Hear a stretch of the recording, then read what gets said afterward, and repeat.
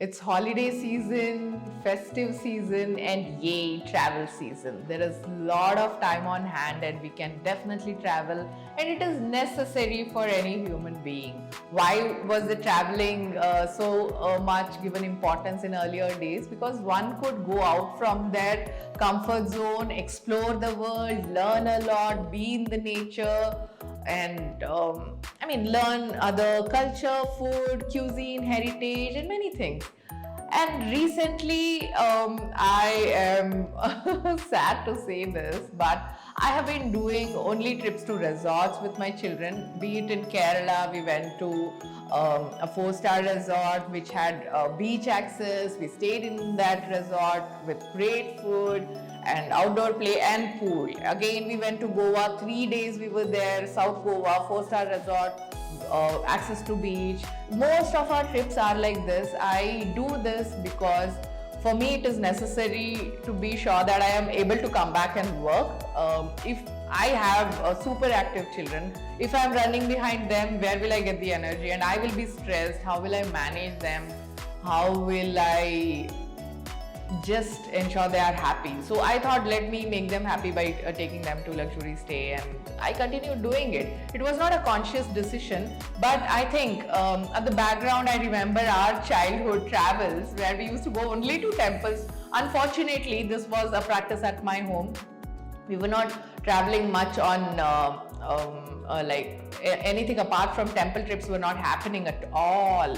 Okay, be it relatives inviting us to some temple or some festival at their temple which is slightly far off from our place, or we going regularly to Dharmasthala, Kukke Subramanya and other places. This was a routine. I'm not telling it was bad, but it was the only thing we did on a repetition.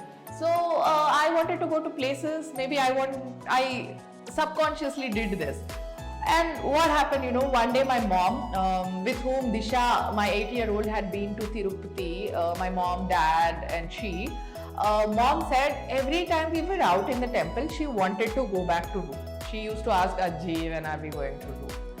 Okay, and I kept it in my mind.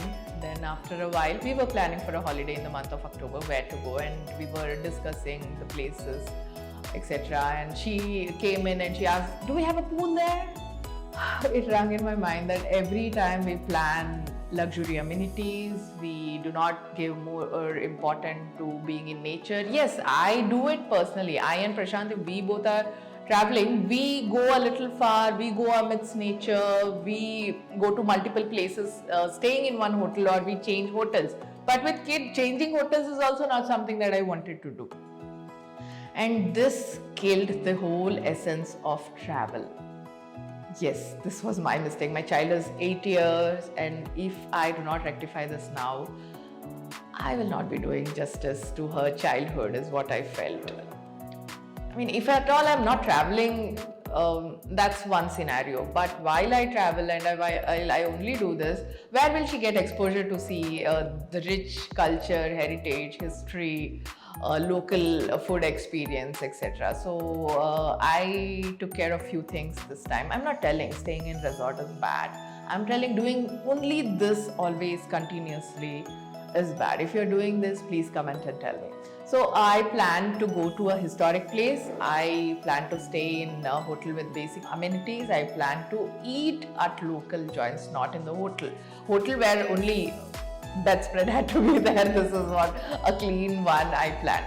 And yes, my kid enjoyed. If you want me to make another video, tell me how I ensured the switch.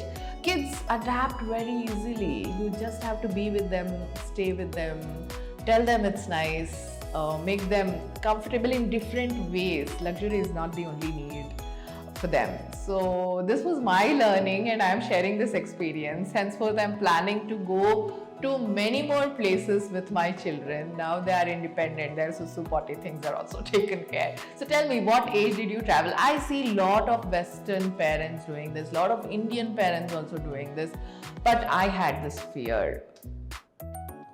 I am getting over it. Okay, see you soon with yet another experience. Do not forget to comment and tell me how you like this video. Bye.